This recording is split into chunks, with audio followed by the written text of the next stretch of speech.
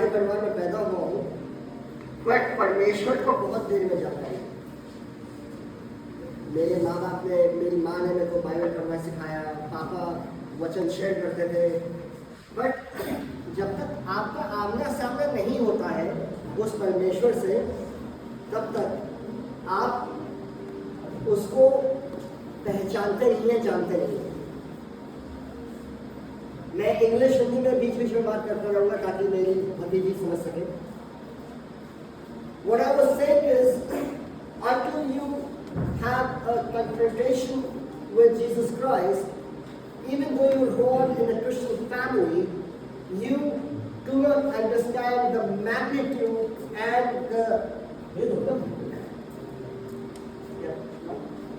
you don't understand the magnitude of Jesus. आप कितना विशाल परमेश्वर है आप नहीं समझ सकते। मेरा दूसरा इंट्रोडक्शन ये है कि मैं सबसे नालायक हूं यहाँ पे खड़ा होने के लिए। एक गाना है, येरियो के किनारे अदबुआ पड़ा, येरियो के किनारे अदबुआ पड़ा, उसने दातरा सोते उन्हें। तो वो है मेरा जीवन। मैं यहाँ खड़े होने के बिल्कुल योग्य नहीं हूँ, परंतु जब वो एक गधे को बुलवा सकता है तो मुझे बुलवा सकता है। मैं पास्टर सुनील का धन्यवाद करता हूँ कि उसने इस नालायक को मौका दिया कि वो यहाँ आके उस महान परमेश्वर के बारे में बता सके। ये मेरा दूसरा इंट्रोडक्शन है। मेरा तीसरा इंट्रोडक्शन ये है कि मैंने सोचा कि मैं बाइबल की पढ़ाई करूं, तो मेरे एक स्पिरिचुअल मेंटोर है, I have a spiritual mentor. उन्होंने कहा जो पढ़ना है परमेश्वर के चरण में जाके पढ़ो, तुम्हें एजुकेशन की ज़रूरत है। तो मैंने उनसे कहा कि अंकल आप लोग क्लास में अच्छा नंबर लाने वाले बच्चे हैं, मैं बैक बेंचर हूँ, मैं पीछे बैठता हूँ, मुझे ट्यूशन की मैं केवल इसलिए कर रहा हूँ क्योंकि मैं फेल होने वाला बच्चा हूँ और मुझे एक्स्ट्रा क्लासेस की आवश्यकता है। वरना परमेश्वर के चरण में भी आप बैठ के सबसे अच्छी थियोलॉजिकल एजुकेशन ले सकते हैं। संगति करिए, परमेश्वर के वचन में बने रहिए, आपको बाइबल कोर्स करने की आवश्यकता नहीं है। बट अगर आप मेरी तरह है, फेल होने वाले बच्चे हैं, तो एक्स्ट्रा क्लासेस आप ले सकते हैं। आज मैं आपको एक टॉपिक से इंट्रोड्यूस करना चाह रहा हूँ जिसका नाम होता है बिब्लिकल एपोलोजेटिक्स। हिंदी में से कहते हैं क्षमा विद्या। अपोलोजेटिक्स का वर्ड है वो अपोलोजिया से आया है।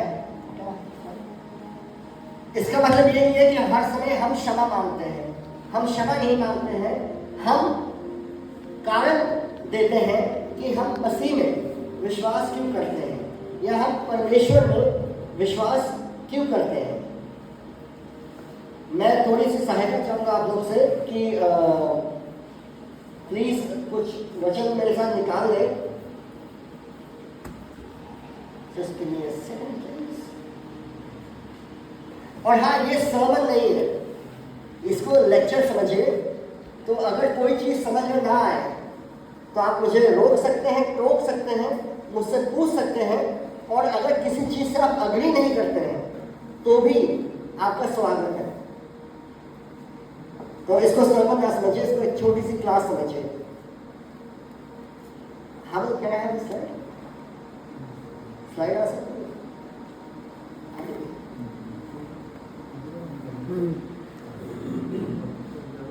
What is apology? Just give me a second. So, कोई एक पहला पत्रस 3:15 निकाल दे और पढ़ दे जोर से आवाज में।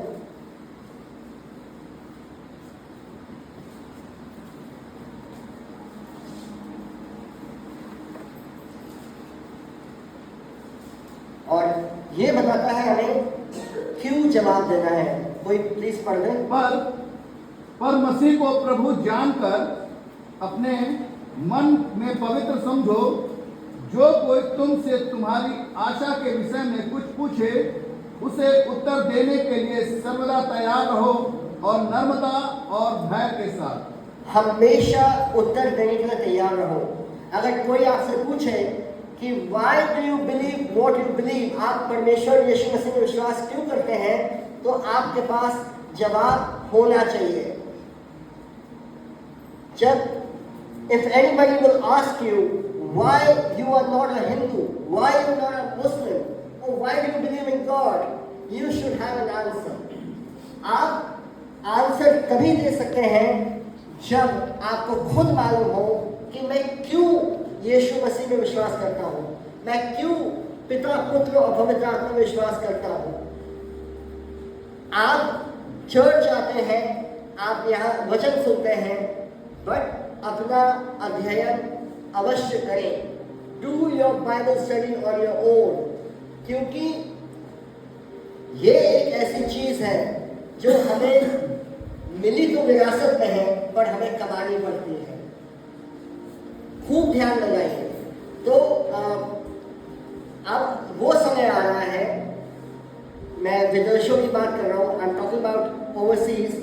People don't believe in God, उनको परमेश्वर में विश्वास नहीं रहता है। क्यों नहीं रहता है? क्योंकि उनकी बेसिक नीड्स और रिक्वायरमेंट मीट हो जाती है। हमारी गरीबी और उनकी गरीबी में इतना अंतर है, मैं आपको बता नहीं सकता हूँ। इसलिए उनको परमेश्वर की लगता है कि आवश्यकता नहीं है। इसीलिए वहाँ पे ड्रग एडिक्शन, अल्कोहल अब्यूज बहुत है। हम जो हैं, हमारा विश्वास केवल परमेश्वर में इसलिए नहीं होना चाहिए क्योंकि वो एक ऐसा परमेश्वर है जो हमें सब कुछ देता है। हमारा परमेश्वर विश्वास इसलिए होना चाहिए क्योंकि वो विश्वास योग्य परमेश्वर है, वो महिमा योग्य परमेश्वर है, और मानिए ना मानिए हमारे सोच से बहुत बड़ा है, बहुत बड़ा परमेश्वर है। बट आज का टॉपिक और डिफरेंट है। अभी हमने सुना किसी का एक्सीडेंट हुआ। क्यों होता है ये सब? क्यों दर्द होता है? क्यों आर्थराइटिस होती है? हम क्यों बीमार होते हैं?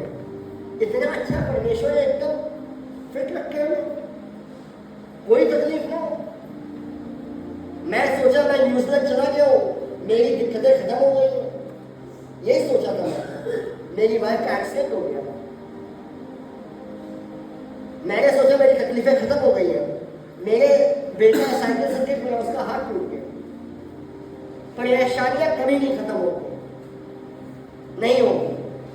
बट उन परेशानियों से हमें क्या सीखना है, क्या समझना है, आज हम इस बात पर चर्चा करेंगे।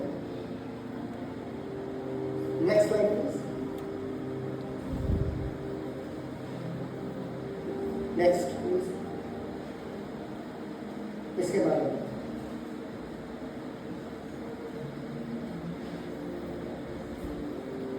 सबको मालूम है, हम जो परमेश्वर ने सृष्टि की रचना की थी, परफेक्ट की थी। हर बारी जब खुदा ने कुछ बनाया तो उसने क्या कहा? इट इज गुड, ये अच्छा है। आज जो हम परेशानियों को झेल रहे हैं, ये आए हैं because of the sin of disobedience, क्योंकि हमने परमेश्वर का कहना नहीं माना। आप अगर गार्डन ऑफ ईडन के बारे में पढ़ते हैं तो आपको पता चलता है हर चीज परफेक्ट। मेरा तो ये मानना है कि ओरिजिनल क्रिएशन में जो मच्छर थे वो संगीत के लिए थे। जब सिन आया तो वो फूल पीने लगे। देखिए मच्छर जब आपके कान के आसपास से गुजरता है कितना बढ़िया संगीत होता है। ये उनका मेरे हिसाब से ओरिजिनल काम था। सिन आया तो वो फूल पीने लगे। और मैंने सुना है ये मच्छर ईसाइयों का खून ज्यादा पीते हैं क्योंकि उसमें ताकत है, उसमें यीशु मसीह का खून मिला हुआ है, बहुत ताकत है। तो अगर आप मसीह हैं और आपको मच्छर काट है तो धन्यवाद करिएगा कि I'm saying is, there is power in the blood, and that's why mosquitoes like to drink the blood, suck the blood of Christians, because they want the power. So, Romeo की पत्री उसका 5th चैप्टर और 12वीं verse को एक तेज आवाज में पढ़ता है। इसलिए जैसा एक मनुष्य के द्वारा पाप जगत में आया और पाप के द्वारा मृत्यु आई और इस रीति से मृत्यु सब मनुष्यों में फैल गई क्योंकि सब ने पाप किया। एक मनुष्य के पाप की वजह से आज हम सफर कर रहे हैं, और मजे की बात यह है कि उसने जो पाप किया हम भी करते हैं, और हम अपने पापों को बस जस्टिफाई कर रहे हैं। हिंदुइज्म और क्रिश्चियनिटी में एक बहुत बड़ा फर्क है। गीता कहती है यदि एक झूठ से 1000 जाने बचे तो वो झूठ सत्य से भी ऊपर होता है, परंतु क्रिश्चियनिटी में आप ऐसा कहीं नहीं देखेंगे। क्रिश्चियनिटी में हमारा सत्य यीशु मसीह है, मार्ग, सत्य और जीवन। मिलावट नहीं है इस धर्म में, इसमें मिलावट नहीं है, कोई जस्टिफिकेशन नहीं है। धन्यवाद देना।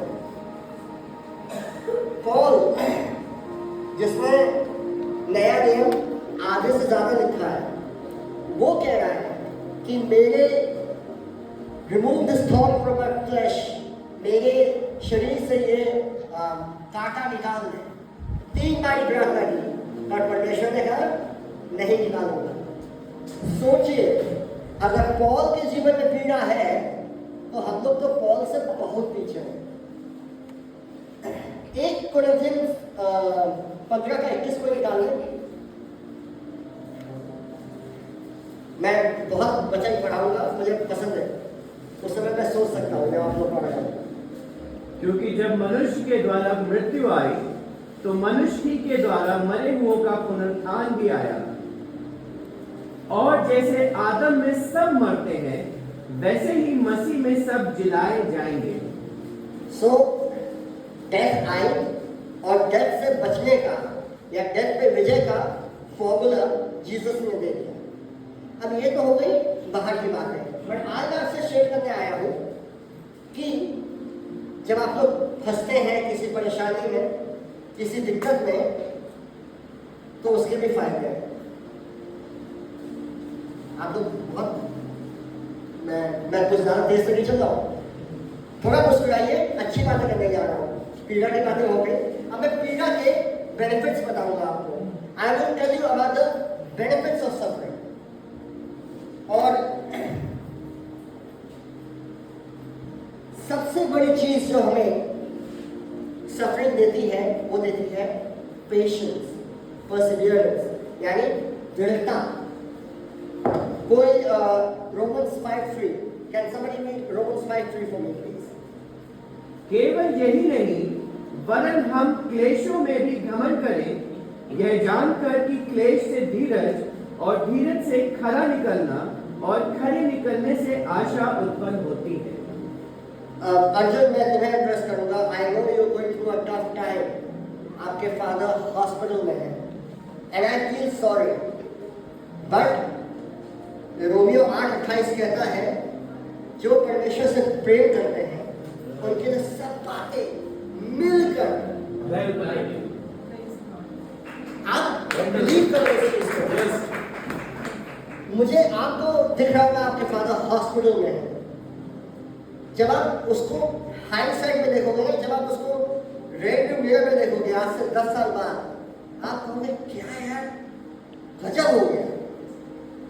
ये वो चीजें हैं जो हमारे जीवन में पूर्ण विराम नहीं है, कॉमा है, और जब पूरा वाक्य लिखा जाएगा तो बहुत खूबसूरत होगा।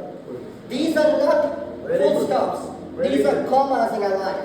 And when you read the whole sentence and the whole paragraph, you will see how great is our God. और मैं यहाँ खड़े होके आपको केवल बाइबल के वचन सुनाने के लिए नहीं आया हूँ, ये मेरा जीवन है। मैं हर समय परेशान रहता हूँ कि मेरे माँ बाप अकेले हैं यहाँ पे। और जब मैं यहाँ आता हूँ तो मैं देखता हूँ ये राज कर रहे हैं। पास्टर साहब से ये ऐसे बात करती हैं जैसे मुझसे बात करती है। मतलब शायद मैं नहीं झेल पाऊँ पास्टर साहब।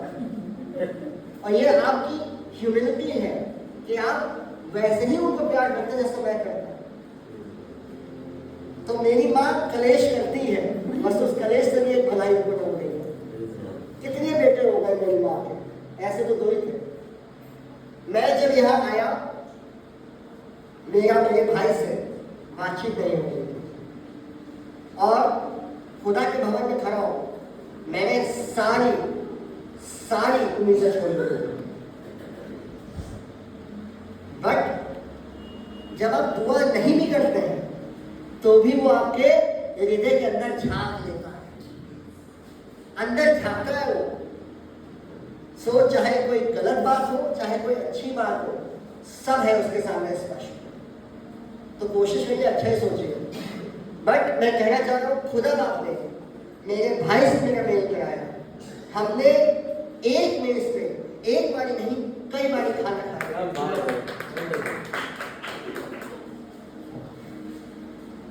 सो पहला बेनिफिट क्या है? Patience and Perseverance.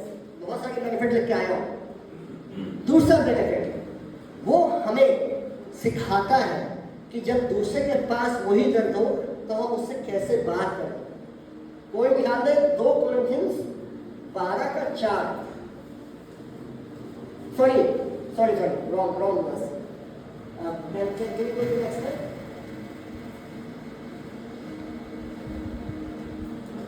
सॉरी 2 कोरिन्थियंस 1:3-4। 2 कोरिन्थियंस 1:3-4।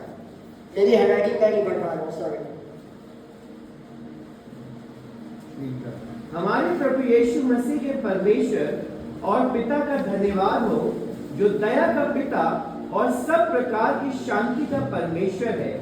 वह हमारे सब क्लेशों में शांति देता है, ताकि हम उस शांति के कारण जो परमेश्वर हमें देता है उन्हें भी शांति दे सके जो किसी प्रकार के क्लेश में हो।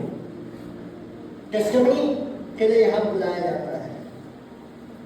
वो टेस्टिमनी नहीं है, वो आपको तरीका बता रहा है जब दूसरा उसी दर्द में हो तो उससे कैसे बात करें। हम जजमेंटल हो जाते हैं। अबे चर्च में टाइम नहीं लगता है, देखो 5,000 की शपथ लग गई उसको। जज मत करिए, सहानुभूति रखिए। इंग्लिश में एक वर्ड है सिंपैथी और एक वर्ड है empathy. The two words in English, sympathy and empathy. Sympathy का मतलब होता है कंधे पर हाथ रख के उसको बोल दिया हमें दुख है। एम्पैथी का मतलब है वो फील करना जो वो फील कर रहा है। एज अ क्रिश्चियन हमें एम्पैथेटिक होना है। हमें लोगों की फीलिंग को समझना है कि वो किस दर्द से गुजर रहे हैं।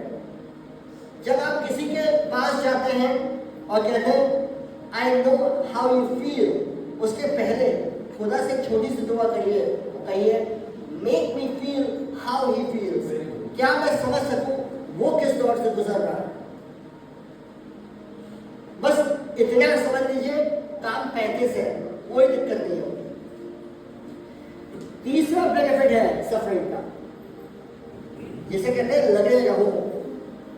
कोई मेरे साथ जेम्स याकूब 1:2-4, जेम्स 1:2-4 पढ़ गए।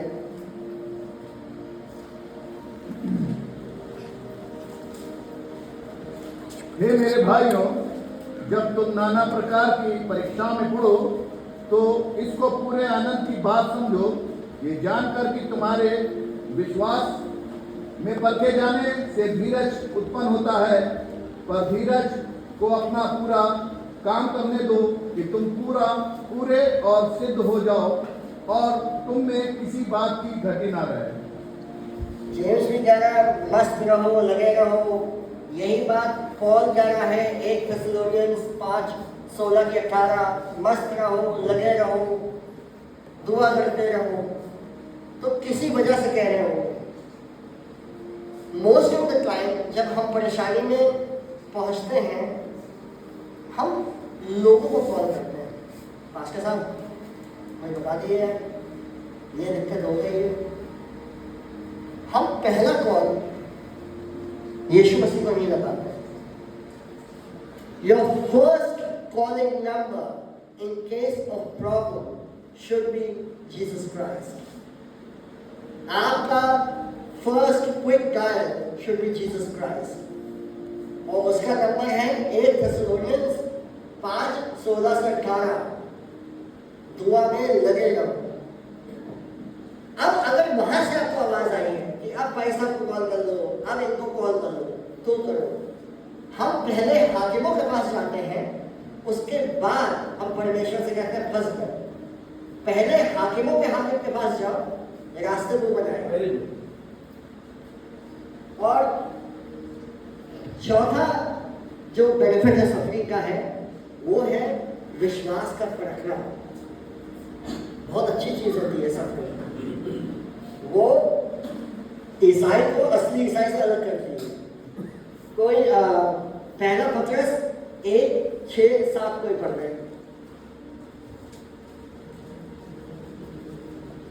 इस कारण तुम मगन होते हो, यद्यपि अवश्य है कि अभी कुछ दिन के लिए नाना प्रकार की परीक्षाओं के कारण दुख में हो, और यह इसलिए है कि तुम्हारा परखा हुआ विश्वास, जो आग से ताए हुए नाशवान सोने से भी कहीं अधिक बहुमूल्य है, यीशु मसीह के प्रकट होने पर प्रशंसा और महिमा और आदर का कारण ठहरे। मजे की बात यह है, ये जो बाइबल है, ये जो आज आपके हाथ में है, ये पहली सदी में तैयार हो गई थी। कहानियां सब सेम है, नाना प्रकार की परीक्षा, ये मत करो वो मत करो। सोचिए कितनी टाइम प्रूफ है बाइबल, कितना समय के प्रूफ है कि आज से 2300 साल जो पहले लिखा गया वो अभी तक का आधार है। मैं केवल ये कहना चाहता हूँ, यहाँ ऐसा कोई नहीं है जिसकी लाइफ एकदम मस्त चल रही हो। कोई है? अरे कोई तो होगा, एकदम मस्त है, एग्जाम में पास हो गए, टेंशन नहीं होती एग्जाम में। कितने नंबर आए थे? नंबर कितने आए थे? हाँ, तो फाइनल की टेंशन है कि नहीं है ना? हर लेवल पे कोई ना कोई टेंशन रहती है। नहीं बोलते नहीं ना, अच्छा है, वेरी गुड। एंड अगर आपको टेंशन नहीं है, दैट कैन ऑल्सो मीन कि आपका विश्वास मेरे से बहुत ज्यादा है। इसके लिए कोई तालियां बजाए बच्चे के लिए। और आपको तो वैसे ही जीसस ने वाइल्ड कार्ड एंट्री दी हुई है। मेरे सामने बच्चों की मांग हो गया, वाइल्ड कार्ड एंट्री जानते हो ना, बिग बॉस में होती है, तो बच्चों को वाइल्ड कार्ड एंट्री है हेवन में, सीधे पहुंच जाएंगे। एनीवे, हर एक बंदे के मन में कोई ना कोई टेंशन है, कोई स्ट्रेस है।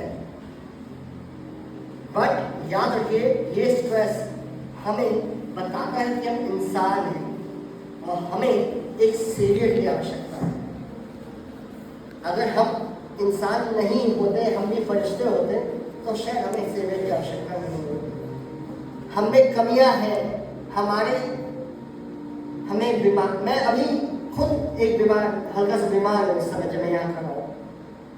बट ये बताती है कि बाइबल में कहीं लिखा है, मेरे को वर्स याद नहीं आ रही है, When I am weak, He is stronger. जब आप कमजोर होगे ना, तब उसका सामर्थ्य रहेगा। खत्म करने से पहले एक लंबा पैसेज पढ़वाना चाहता हूँ, जो कि मेरे दिल के बहुत करीब है। इट इज थोड़ा सा लंबा पैसेज है, पेशेंस रखिएगा। गॉस्पेल ऑफ जॉन चैप्टर 9 1 से 12 मुझे बहुत बेहतरीन लगता है।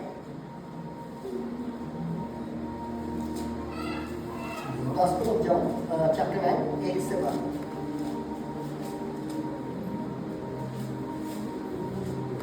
जाते हुए उसने एक मनुष्य को देखा जो जन्म से अंधा था।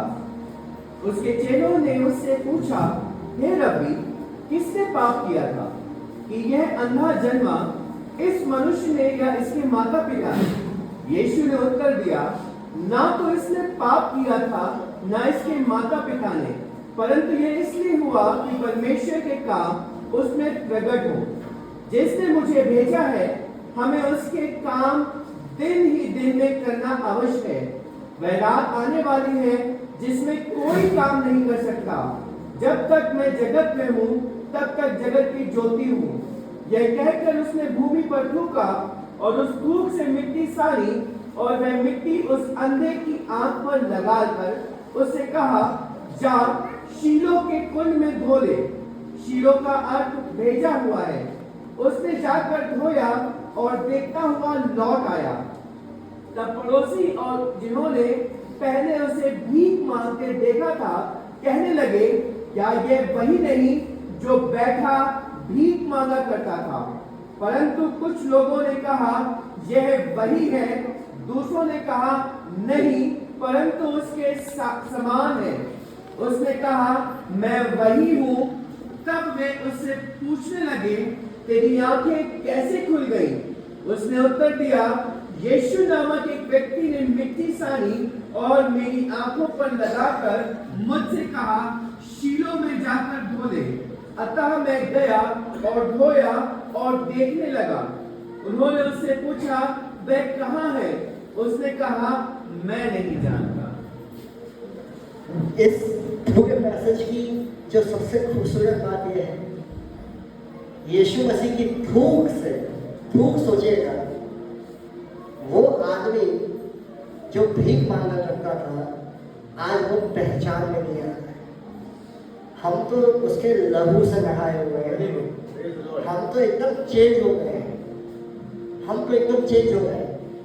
खत्म करने से पहले एक बात कहूँगा।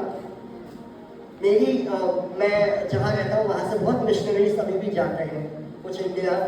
तो मिशनरीज ने की वजह से मैं ईसाई हूँ, क्योंकि मेरे फादर की मदर ईसाई हूँ मिशनरीज की वजह से। अब मिशनरीज से मेरे को एक शिकायत आज भी है। एक गाना है अमेजिंग ग्रेस, उसका हिंदी तर्जमा या उर्दू तर्जमा मुझे आज तक नहीं मिला है। अगर वो गाना वो करते तो और मजा आता। पर जिसने अमेजिंग ग्रेस लिखा है, उसने एक बात कही। उससे किसी ने पूछा कि so what do you think about Christ, what do you think about this? कहता, आई हैव फॉरगॉटन एवरीथिंग, मैं सब कुछ भूल गया हूँ। I just remember two things, I am a great sinner and he is a great saviour.